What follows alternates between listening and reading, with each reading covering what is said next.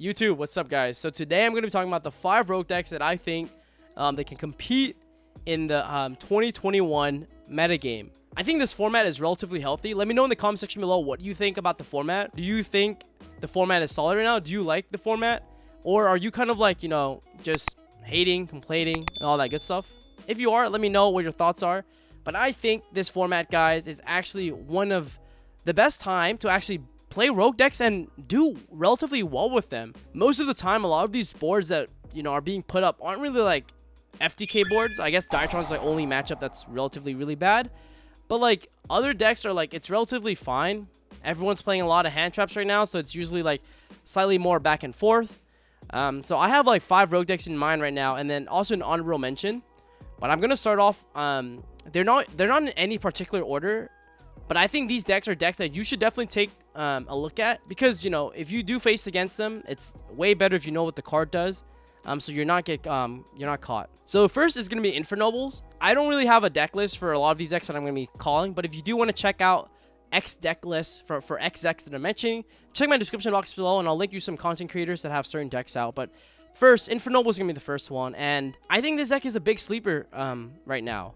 I think that the board that it does is relatively like powerful. Getting to a Solde is very, very strong. It can play through a lot of hand traps in the format. Connector is still a very, very strong card, and a lot of its engine is very, very powerful. So I think Inferno Noble is definitely one of those decks that you should be on the lookout for. Keep in mind, Isolde is a very strong link too.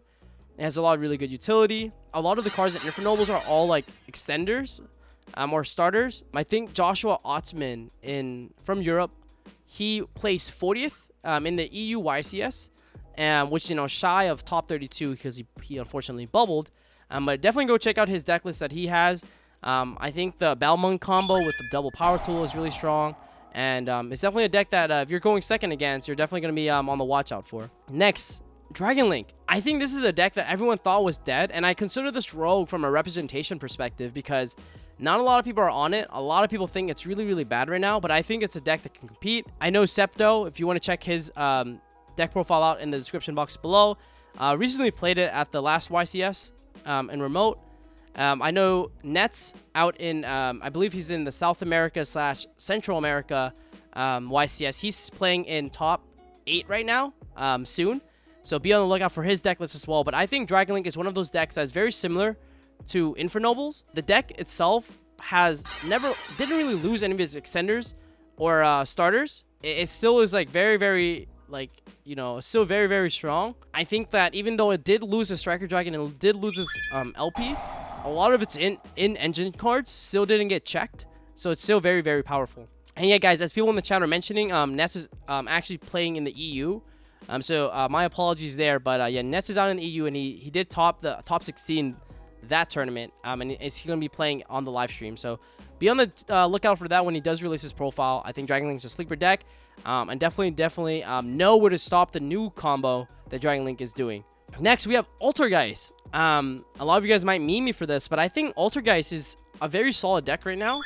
Multi-Faker is at 3. Trap cards are very, very strong right now, I believe. The trap cards that are in the format that Altergeist can play, like Torrential Tribute, even Ice Dragon Prison, even though it conflicts with Faker, is still such a powerful enough card that still justifies you playing it. People are reverting to more Twin Twisters and Cosmic Cyclone because they're afraid of IO and Anti-Spell. So this might be a chance for you to like play your back row. But I think Altergeist is still a very strong deck. I still think it's a very good tempo deck with like, because once Faker resolves, it's like very, very, like the advantage that it gets, it's very, very overwhelming sometimes. I think it's one of those decks that definitely should be on the lookout for. DZeef, Doug recently won a giant card with it at the last YCS weekend. So you can definitely check out his deck profile, his Old Faithful. And we'll put that in the description box below as well. And if you think about like the next deck that I'm going to mention, this is not Copium for all the Twitch gang out there. I think Pure Zoo Blind Second is a very viable deck this format. The fact that it plays 13, 14 engine cards, which is just basically zoo monsters, and have 26 non-engine cards. 26. Yo, repeat that after me, yo. 26 non-engine card makes it so that it lowers your ceiling of your end board really, really bad, so that a normal summon Borbo just once it connects, it makes it really hard for your opponent to like overcome. I think that like pure zoo is still a very viable like strategy in the format. You have to keep in mind Utopic Future is also a card that you can make still.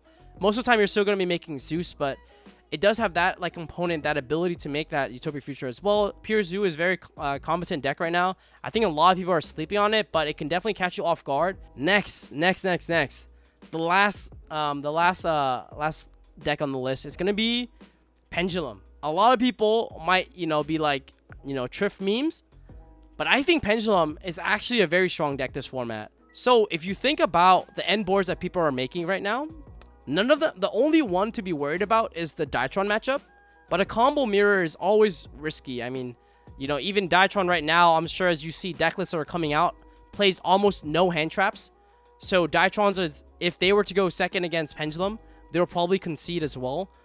So like that, I don't think that should be the justification for Pendulum not being a good deck. But other boards, such as Salomon Grace, Sky Strikers, Revolt, like with the Tri-Brigade deck, Pendulum can go into those boards really well. So I think it has like a good matchup to go second to those boards. I mean, it does suck if you get anti-spell, which is quite unfortunate with against Tri-Brigade. I think the boards that Pendulum makes going first is like still very scary. The reason why I say the deck is a good rogue deck this format is mainly because of the fact that it interacts really well with the hand traps that people are playing.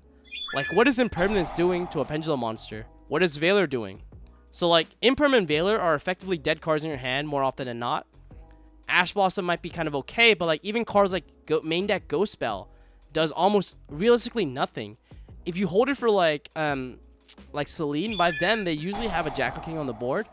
And even if you like maybe like somehow get lucky and use it on like the right hand, or like I forgot what it's called, but it's called like Magician's something hand or whatever. It like reborns one from the grave.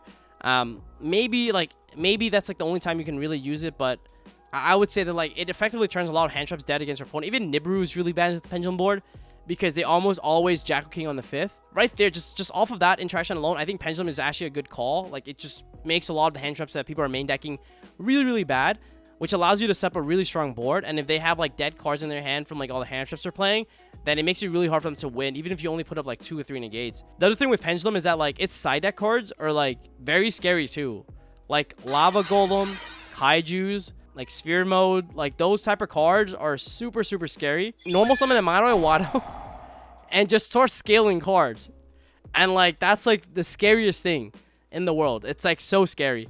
I really wanted to put this deck on the top 5 as well. I still think this deck is a solid pick right now. It's Madolche's. Most of the decks in the format have some sort of interaction with the graveyard. So like we see Salomon Grace making good use of his graveyard. Sky Striker uses the graveyard. Even against like Prank Kids, against like Dytron. Madolche, like, like the Glass Souffle, the teacher, is very, very strong at like being able to like shuffle back your opponent's graveyard and having access to like cards like Tiramisu to non-target shuffle. I think it's still like very neat. Madolche can also play hand traps like Shifter. Like being able to play that type of hand trap is very, very crazy because that effectively shuts off like any deck. And then lastly, I was gonna put this as like Dragon Link, but pure Dragon Maid.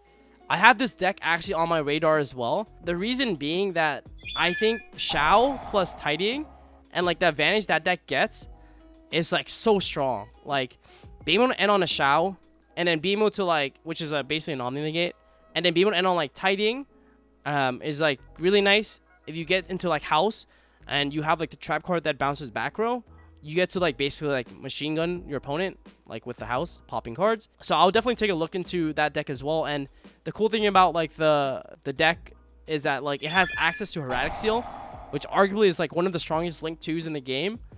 Those are like the decks that I think that if you guys want to play something different than what the meta has to offer, these are options to pick up. They're decks that I can definitely see doing well in like a regional setting. Heck, I think they might even do well in a YCS setting if people aren't prepared for them. So give these decks a go. Check out my description box for some of the deck lists and some of the content creators you should check for lists. And yeah, guys, thank you so much. And don't forget to comment, like, and subscribe. And I'll see you in the next one. Peace.